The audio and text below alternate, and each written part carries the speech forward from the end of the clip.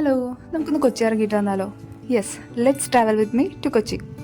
ഇന്നിപ്പോൾ ഈ വീഡിയോ ഇടാനുള്ള കാരണം കഴിഞ്ഞ ദിവസം ഞാൻ അറ്റൻഡ് ചെയ്ത ഒരു ഇൻ്റർവ്യൂ ആണ്. അതിലവർ ചോദിച്ച ചോദ്യം കൊച്ചിയിൽ ഡച്ചുകാർ വന്നത് എപ്പോഴാണ്, കൊച്ചി അറബിക്കടലിൻ്റെ റാണി എന്ന് വിളിക്കാനുള്ള കാരണം എന്താണ്, ഇതൊക്കെയായിരുന്നു. ഞാനതിന് ഉത്തരം പറഞ്ഞില്ല. പക്ഷേ ഇനി നിങ്ങൾ പറയാതിരിക്കരുത് കേട്ടോ. 1500 1663 കാലഘട്ടത്തിലാണ് ആദ്യമായി കൊച്ചിയിലേക്ക് യൂറോപ്യന്മാർ വരുന്നത്. പോർച്ചുഗീസുകാരായിരുന്നു അത്, പിന്നീട് ഡച്ചുകാർ വന്നു, പിന്നീട് ബ്രിട്ടീഷുകാർ വന്നു. ഈ പറയുന്ന യൂറോപ്യന്മാർ കൊച്ചിക്ക് ഒരുപാട് ചരിത്രപ്രധാന സംഭാവനകൾ നൽകിയിട്ടുണ്ട്, ഒരുപാട് മാറ്റങ്ങൾക്ക് കാരണമായിട്ടുണ്ട്. അങ്ങനെ സാധാരണ ഒരു മത്സ്യബന്ധന ഗ്രാമമായിരുന്ന കൊച്ചിയിൽ ഇന്ന് കാണുന്ന പല മാറ്റങ്ങൾക്കും പല ഡെവലപ്മെൻറ്റ്സിനും യൂറോപ്യന്മാരുടെ വരവ് കാരണമായിട്ടുണ്ട്. അത്തരത്തിൽ മാറ്റം വരുത്തിയിട്ടുള്ള പ്രധാന 2 സ്ഥലങ്ങളിൽ ഒന്ന് ഫോർട്ട് കൊച്ചിയും ഒന്ന് മട്ടാഞ്ചേരിയാണ്. ഫോർട്ട് കൊച്ചിയിൽ ഇന്നും നിലനിൽക്കുന്ന ആ ചരിത്ര പ്രധാന വഴികളിലൂടെ, ബിൽഡിങ്സിലൂടെ, പ്രധാന സ്ഥലങ്ങളിലൂടെ നമുക്കൊന്ന് ട്രാവൽ ചെയ്തിട്ട് വന്നാലോ? ഓക്കെ, ആദ്യം നമുക്ക് കാണാൻ പറ്റുന്ന ഫോർട്ട് കൊച്ചിയിൽ ഇമ്പോർട്ടൻറ്റ് സ്ഥലങ്ങളിലൊന്ന് ഇന്ത്യൻ നേവി മാരിടൈം മ്യൂസിയമാണ്. പഴയകാല നേവിയിൽ യൂസ് ചെയ്തിരുന്ന വാർ എക്യുപ്മെൻറ്റ്സ്, വെപ്പൺസ്, നേവി യൂണിഫോംസ് ഇതൊക്കെ അടങ്ങിയിട്ടുള്ള ഒരു ചരിത്ര പ്രധാന സ്ഥലമാണ് ഇന്ത്യൻ നേവി മാരിടൈം മ്യൂസിയം. അവിടുന്ന് നേരെ നമുക്ക് കടൽ മാർഗ്ഗം ഇന്ത്യയിലെത്തിയ പോർച്ചുഗീസ് നാവികൻ വാസ്കോ ഡ ഗാമയുടെ പേരിലുള്ള വാസ്കോ ഡ ഗാമ സ്ക്വയറിലേക്ക് എത്താം. പിന്നീട് നമുക്ക് ഡച്ച് സിമെട്രി കാണാൻ പോകും. 1724 പണി കഴിപ്പിച്ച ഈ ഡച്ച് സിമെട്രി ഇന്ന് ഇന്ത്യയിൽ നിലവിലുള്ള ഏറ്റവും പഴക്കമുള്ള യൂറോപ്യൻ സിമെട്രികളിൽ ഒന്നാണ്. 300 വർഷത്തോളം പഴക്കമുണ്ടാവും ഈ സിമെട്രിക്ക്. അത് കഴിഞ്ഞാൽ പിന്നെ അടുത്തത് പോകാൻ പറ്റുന്ന ചരിത്രപ്രധാന സ്ഥലമാണ് സെൻറ്റ് ഫ്രാൻസിസ് ചർച്ച്.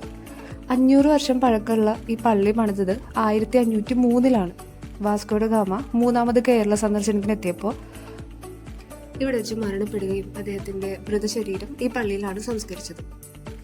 പിന്നെ നമുക്ക് പോകാൻ പറ്റുന്നത് ബിലാൽ സ്ലോ മോഷനിൽ നടന്നു കയറിയ നമ്മുടെ വാസ്കോ ഹൗസ്, ബിഗ് ബി മൂവിയിൽ കാണുന്ന. അത് കഴിഞ്ഞാൽ അടുത്ത ഇമ്പോർട്ടൻറ്റ് സ്ഥലം ബാസ്റ്റൺ ബംഗ്ലാവാണ്. അതായത് 16ാം നൂറ്റാണ്ടിൽ പോർച്ചുഗീസുകാർ പണിത ഇമ്മാനുവൽ ഫോർട്ട് 1663 ഡച്ചുകാർ കൊച്ചി പിടിച്ചടക്കിയപ്പോൾ വലിപ്പം കുറച്ച് ബാസ്റ്റൺ ബംഗ്ലാവാക്കി. ഇന്നിപ്പോൾ ജില്ലാ പൈതൃക മ്യൂസിയമായിട്ട് ഇത് പ്രവർത്തിക്കുന്നു. പിന്നെ പ്രധാനപ്പെട്ട ഒരു സ്ഥലമാണ് സാന്റാക്രൂസ് കത്തീഡ്രൽ ബസിലിക്ക. ഇത്ര അട്രാക്റ്റീവ് ആയിട്ടുള്ള പള്ളിയാണ്. കൊച്ചി രൂപതയുടെ കീഴിൽ കൊച്ചി രൂപതയുടെ കത്തീഡ്രൽ ദേവാലയമായി കേരളത്തിലെ 9 ബസിലിക്കകളിൽ ഒന്നായിട്ട് ഈ പള്ളി ഇന്നും പ്രവർത്തിക്കുന്നു. പിന്നെ കഥകളി ഇഷ്ടമുള്ള ആൾക്കാർക്കാണെങ്കിൽ ഒരു കഥകളി സെൻറ്റർ ഉണ്ട് നമ്മുടെ കൊച്ചിയിൽ. ചുട്ടികുത്തലടക്കം എല്ലാ ദിവസവും പ്രോഗ്രാം നടക്കുന്ന കഥകളി സെൻറ്ററാണ്. യോഗ പരിശീലനമൊക്കെ അവിടെ നടക്കുന്നുണ്ട്. പിന്നെ നമുക്ക് കൊച്ചിയുടെ മെയിൻ ആകർഷണമായിട്ടുള്ള Chinese fishing net, beach walkway, Fort Kochi view points അതൊക്കെ കാണാം. പിന്നീട് കുട്ടികൾക്കായിട്ട് ഒരു ചിൽഡ്രൻസ് പാർക്ക് ഉണ്ട്, നെഹ്റു പാർക്ക്. കൊച്ചിക്ക് നമുക്ക് റോഡ് മാർഗവും ബോട്ട് മാർഗവും ഒക്കെ വരാം. കൂടാതെ ജങ്കാറ് വഴിയും വരാം. റോഡ് മാർഗം വരുമ്പോൾ ഒരു 12 കിലോമീറ്ററും ബോട്ട് മാർഗം ഒരു 20 മിനിറ്റും ഒക്കെ ആയിരിക്കും യാത്ര ചെയ്യേണ്ടി വരാം. എന്നാൽ ജങ്കാറ് വഴി കൊച്ചിക്ക് എത്താൻ പറ്റും. അത് വേറെ തന്നെ ഒരു എക്സ്പീരിയൻസ് ആണ്.